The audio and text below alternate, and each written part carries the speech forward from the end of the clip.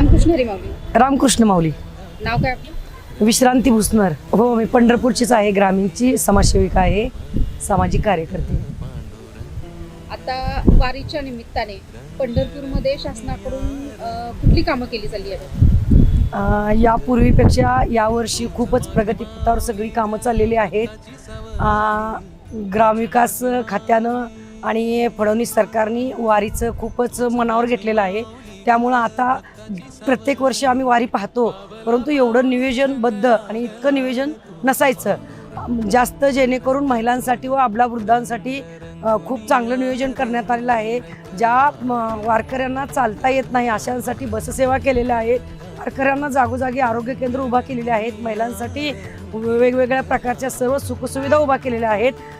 उदाहरणार्थ आंघोळ केल्यानंतर त्यांना नाणीघर तयार केलेलं आहे, कपडे वगैरे चेंज करण्यासाठी. सिनेटरी पॅड वगैरे त्यांना जागेला उपलब्ध करून दिलेलं आहे. शौचालय दिलेले आहेत. प्रत्येक अडचणी वारकऱ्यांच्या आणि महिलांच्या या सरकारनं यावर्षी चांगल्या पद्धतीने सोडवलेल्या आहेत. त्यामुळे ही वारी अगदीच एकदम सुखाची आणि समृद्धीची होणार आहे.